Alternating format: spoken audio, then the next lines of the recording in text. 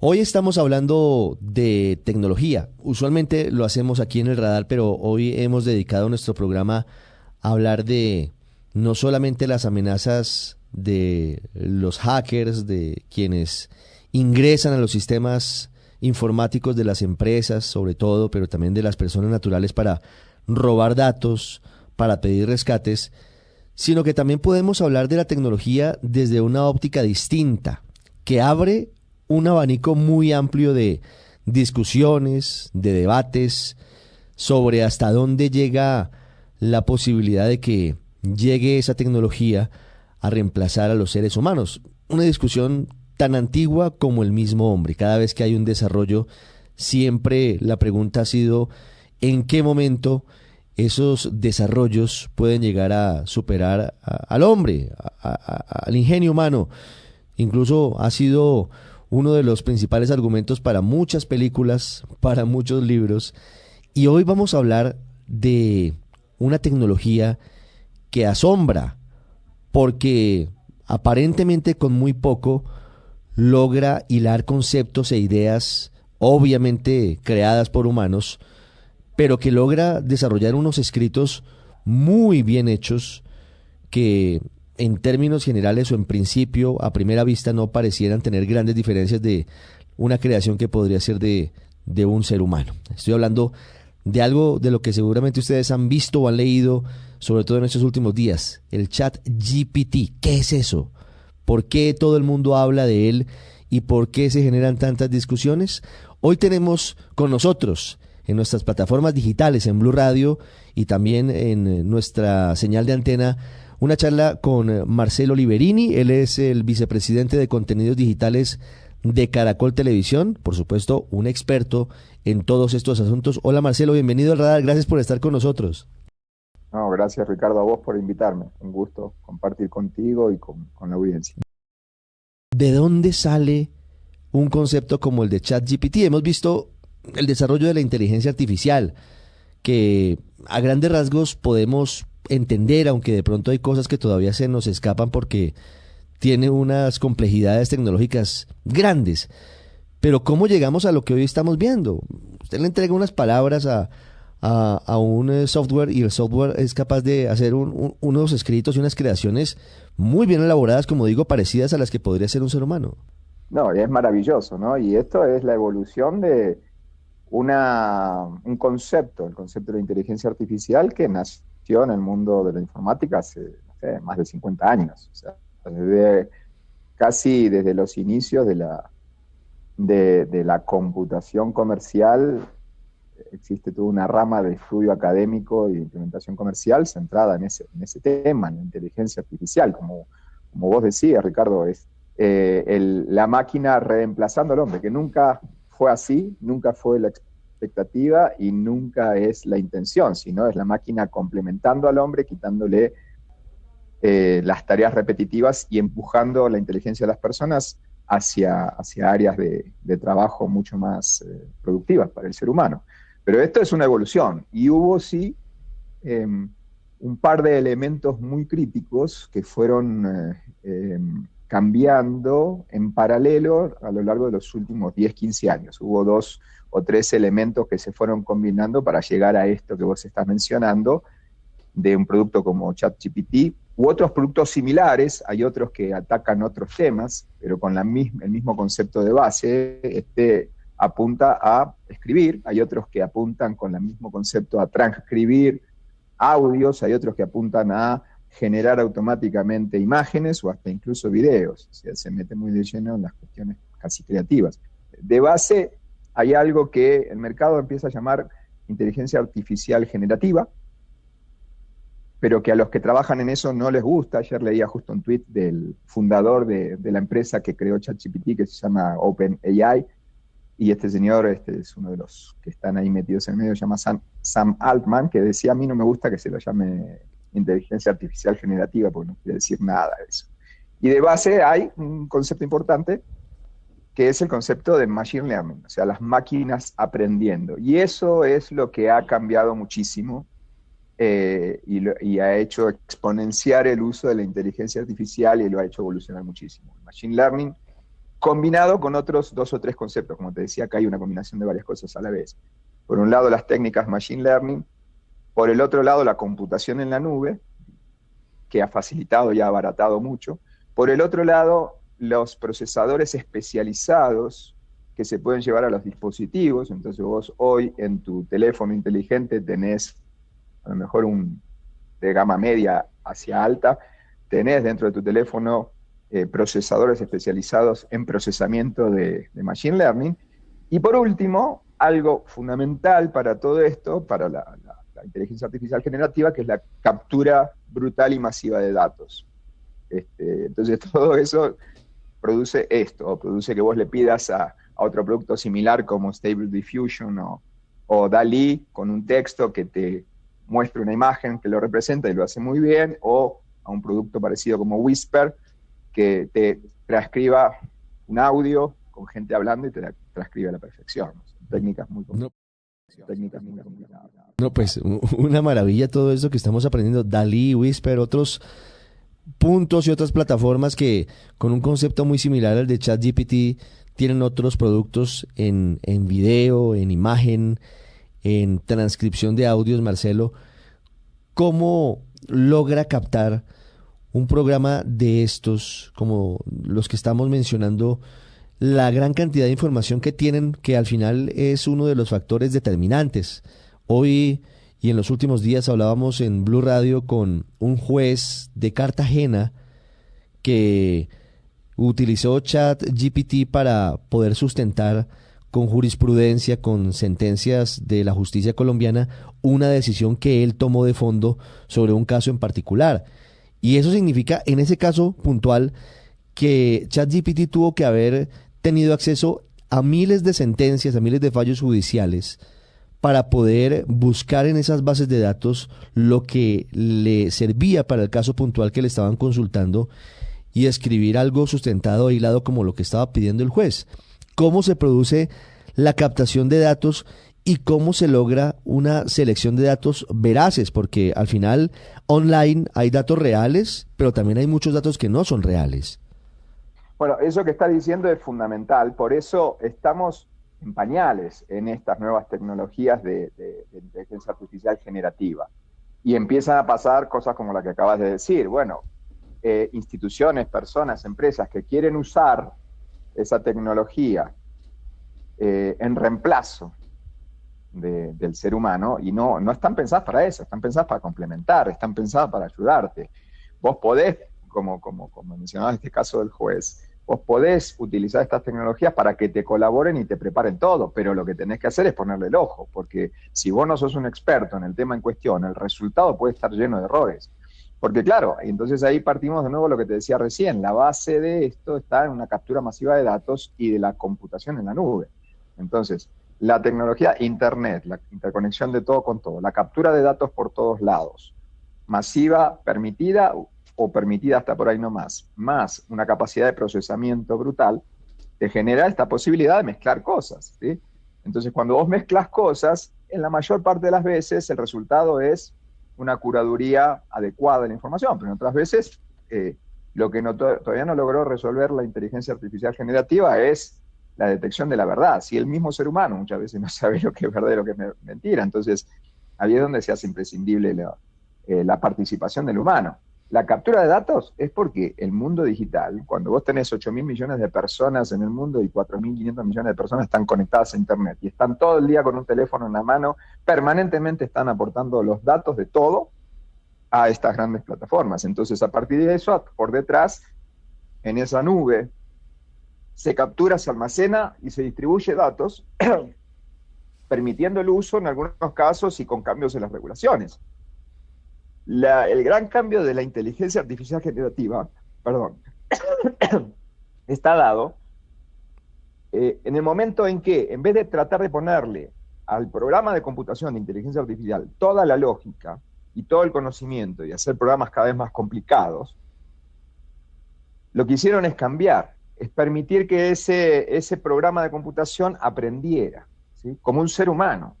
O sea, los programas de inteligencia artificial generativa son bastante básicos, comparativamente con otro tipo de programas de computación, son bastante cortos muy inteligentes y por sobre todas las cosas son programas que aprenden a punta de todos esos datos. Ahora, aprenden como aprende cualquier máquina, ¿sí? Aprende con la información que tiene, pero sin una inteligencia real. Entonces, se alimenta de esos datos brutales, masivos, y a lo largo del tiempo va aprendiendo y va corrigiendo lo que sabe en base a la interacción con las personas de verdad. Por eso todo lo que hizo ahora OpenAI con ChatGPT le permite seguir evolucionando, porque ya tenía todos los datos capturados. En el caso de esta empresa OpenAI, son datos privados que fue comprando masivamente de manera legal y autorizada, y ha constituido una base de información brutal que la usa tanto para ChatGPT o para Whisper o para DALL-E, que son sus tres principales productos, uno para textos, el otro para traducción de audios, el otro para creación de imágenes, pero llega hasta un punto. A partir de ahí sigue evolucionando y sigue entendiendo y sigue comprendiendo lo que va sucediendo en base a la interacción y la devolución que las mismas personas le dan. Entonces, esos motores de Machine Learning lo que hacen es precisamente lo que dice la palabra, una máquina que va aprendiendo permanentemente. ¿Cómo aprende la máquina, Marcelo, el tono en el que escribimos los seres humanos? Estoy hablando por ahora de ChatGPT, tendré que explorar DALL-E y Whisper para tener otro programa sobre esas plataformas, pero ¿cómo llega al nivel de afinar los mecanismos para escribir tan parecido a los seres humanos? Un ejemplo, el alcalde de Medellín, Daniel Quintero, también publicaba hace unos días en sus redes sociales un discurso que hizo ChatGPT sobre la entrega de computadores en su ciudad. Él entregó unos datos y mirando el texto, es un texto que perfectamente podría haber sido escrito por él o por uno de sus asesores, y así en muchos casos, o poemas, o cuentos. ¿Cómo hace la inteligencia artificial para adquirir esa capacidad, esa destreza para desarrollar ideas de manera tan similar a los humanos, sobre todo en el estilo? Porque se puede entender que logren hilar conceptos, pero el estilo también es muy parecido al de los seres humanos. Es que precisamente, por eso la base está en que estos motores de inteligencia artificial, en vez de tener toda la lógica, en vez de, o pongamos la equivalencia con la inteligencia humana de verdad, en vez de desarrollar un programa de computación que trate de simular el cerebro de una persona adulta, de tu edad, o de la edad del alcalde Quintero, lo que hacen es crear un programa con la inteligencia de un niño de 5 años y la posibilidad de acceder a toda la información que lo podría llevar de tener 5 años a tener 40, pero en vez de pasar 35 años en el medio, a la capacidad y velocidad de procesamiento de la información del sistema computacional. Entonces, haciendo esas analogías, lo que vos tenés es un programa que es un niño de 5 años, pero que llega a tener 40 casi a la velocidad de la luz. Entonces, ¿cómo escribe como si fuese un alcalde o un político o un funcionario público? Porque se la pasó leyendo entre comillas. En fracciones de segundo. En fracciones de segundo, información de todo tipo, y cuando vos lo perfilás hacia un tipo de contenido, él sabe desde qué fuentes de información tiene que tomar referencias. Vos creés que está inventando, pero en verdad pasa lo mismo que alguien que a los 20 años decidió dedicarse a la política. A los 30 años ya tiene una forma de hablar de un político. Bueno, no pasa lo mismo, pero en vez de tardar 10 años, tardó días. Marcelo, es realmente apasionante todo lo que tiene que ver con estos desarrollos tecnológicos, pero viene la pregunta, y ha sido así hasta ahora en la historia de la humanidad: ¿puede llegar una tecnología como estas a reemplazar la tecnología humana, más que la tecnología humana, el cerebro humano, el talento de los seres humanos, la capacidad de razonamiento, el criterio, en la medida en que son máquinas, por supuesto, pero tienen una capacidad asombrosa de aprender muy rápidamente, como lo decimos en fracciones de segundo, tantos aspectos que tienen que ver con el comportamiento humano? A ver, tengo dos respuestas, la políticamente correcta y la políticamente incorrecta. A ver, escuchamos La las dos. política, porque las dos son válidas y en algún momento el futuro será lo que sea, o sea, nadie puede predecir el futuro. La políticamente correcta dice que toda esta rama computacional y digital se está desarrollando para que la inteligencia artificial y las máquinas sean un complemento de los seres humanos. Por supuesto que va a suceder que hay ciertos trabajos, ciertas tareas del ser humano que se van a reemplazar como se han venido reemplazando a lo largo de la vida. ¿Sí? Hoy no tenés necesidad de tener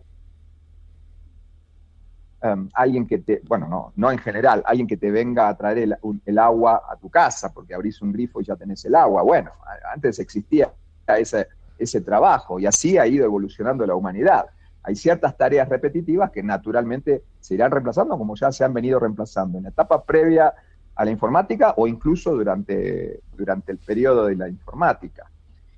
Lo que vos ves acá como algo asombroso es que, bueno, vos ya te podés imaginar que va a seguir evolucionando hacia cuestiones, como vos decías recién, más creativas. Entonces ya esto parece que me podría escribir un libro y que yo podría leer un libro y pensar que lo escribió un ser humano y lo escribió una máquina, y sí, puede llegar a suceder. Entonces, las tareas repetitivas sí, es lo más natural y obvio, dejar lo creativo, la aplicación de la inteligencia real por fuera, y dependerá de cómo evoluciona. Lo que tiene de sorprendente estas técnicas de inteligencia artificial, de machine learning o deep learning, y lo que viene después, porque hay otras técnicas diferentes que apuntan a otras áreas, es que sí, como aprenden los mismos autores de esos programas computacionales. Yo escuchaba una entrevista a Sam Altman de fines del año pasado, en algunos momentos te dicen que no saben ellos mismos cómo aprendió lo que está sucediendo. En algún momento, y eso es lo preocupante, en algún momento llegás al punto en donde los mismos autores de esos programas, cuando les preguntás específicamente cómo lograron esto, te dicen no sé. Entonces ahí, en la parte políticamente incorrecta, existe un concepto en el mundo de la tecnología que se llama el punto de la singularidad. El punto de la singularidad es ese en el cual la capacidad técnica de procesamiento y de inteligencia artificial que tienen las máquinas supera a la capacidad de razonamiento de las personas. Y eso es una teoría, ¿sí? La teoría de la singularidad. Existen gurúes de estos temas que dicen que estamos a 20 años de la singularidad. Existen otros que dicen que jamás se va a llegar a la singularidad, porque obviamente la inteligencia humana también sigue evolucionando. Lo que pasa es que la evolución de la inteligencia humana tiene otros tiempos y corre a otras velocidades. Entonces, ¿se llegará a la singularidad o no? Nunca nadie lo sabrá hasta que suceda. Hay quienes estudian y siguen ese tema como para ver qué tan cerca estamos. Y cuando lleguemos a la singularidad, llegaremos a Skynet y Terminator y todo lo demás. Y estaremos en otro escenario que de pronto no nos toca a estos dos que estamos hablando en esta charla. Marcelo, para finalizar quisiera hablar sobre lo que tiene que ver con la ética, con la forma en la que en un mundo que no está particularmente caracterizado por ese concepto tan importante para los humanos, debe existir siempre. ¿Cómo se puede llegar a tener un límite cuando a veces la tecnología, como en estos casos, llega arrollando todo lo que conocemos hasta ahora? ¿Cómo se le pueden poner límites a algo que pareciera ilimitado? Pues sobre todo teniendo en cuenta los conceptos básicos que tiene el hecho de ser humano. Eso, Ricardo, es lo más complicado de este caso. Porque por un lado lo hablábamos antes, bueno, ¿será que le creo ciegamente al resultado de un ChatGPT o a cualquiera de estas otras herramientas? Y no, todavía no, tenés que saber cuándo, dónde y cómo usarla. Pero por el otro lado, ¿qué pasa en todos esos estudios de inteligencia artificial y todos esos equipos de desarrollo que por detrás tienen mucha financiación? Hay mucho del mercado financiero mundial que está poniendo dineros importantes, a lo mejor un poquito más frenado por la situación económica mundial, pero poniendo dineros muy importantes en todas estas técnicas de inteligencia artificial. Y de nuevo, no solamente en la inteligencia artificial generativa con mucha captura de datos. Hay otras ramas de la inteligencia artificial que van a la inversa, que hacen aprender con pocos datos, o sea que además tiene una huella de carbono que tiene también que ver mucho con la protección y la ética, no por el lado que uno se imagina, sino también, bueno, esto tiene una huella de carbono muy importante. Hay otras técnicas más modernas que buscan capturar menos datos y generar más o menos los mismos resultados para nichos específicos. Pero de fondo, y más allá de esto, que está por los costados, la resolución ética pasa por la misma forma de manejarlo, y han habido intentos por ese lado, que la resolución ética de cualquier posibilidad de delito en la conducta humana, ¿sí? De hecho, Elon Musk, el fundador de Tesla y de SpaceX, ahora el nuevo dueño de Twitter, en una época pre-Twitter, ¿sí? En una época donde estaba menos intenso en sus declaraciones, allá por el 2018, en un evento muy importante que se hace todos los años en Austin, decía que en el momento en que se llegue a la implementación de lo que se llama la inteligencia artificial general, ¿sí? La Generic Artificial Intelligence, que es la manera a partir de la cual llegarías a la singularidad, o sea, es eso que aplica para cualquier cosa, iba a ser imprescindible que hubiese un comité de ética a nivel pan-gubernamental en todo el mundo para poder controlar esos desarrollos, que ninguno de esos, casi como si fueran armas nucleares. Es más, él decía algo por el estilo: me preocupa mucho más la llegada de la inteligencia artificial general al mundo, que no tiene ninguna regulación, que la posibilidad de una guerra nuclear. Algo por el estilo decía ya por el 2018. No con estas frases, pero más o menos en ese sentido. Y hay muchos de estos ejecutivos del mundo de las Big Tech, de las empresas grandes de tecnología, que están preocupados, pero cada intento que han hecho para tratar en sus propias empresas de poner un comité de ética han fracasado.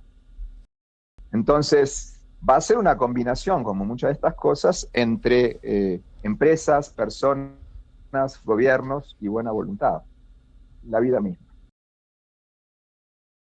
La vida misma. Marcelo Oliverini, vicepresidente digital de Caracol Televisión, hablando de un asunto apasionante y que llegó. Y eso que no nos metimos en el metaverso, Marcelo. Así que algún día pronto tendremos otro espacio para charlar del metaverso, pero todo esto a veces siento que nos supera, a veces siento que estamos pasando en muy pocos años, haciendo una comparación de la invención de la rueda a la tecnología de punta. Ha sido muy acelerado el cambio que hemos tenido y seguramente como pocas veces en la historia de la humanidad. Así que sea una oportunidad, pero volveremos a hablar de esos otros temas que tenemos pendientes. Cuando quieras, Richie. Para mí un gusto hablar contigo.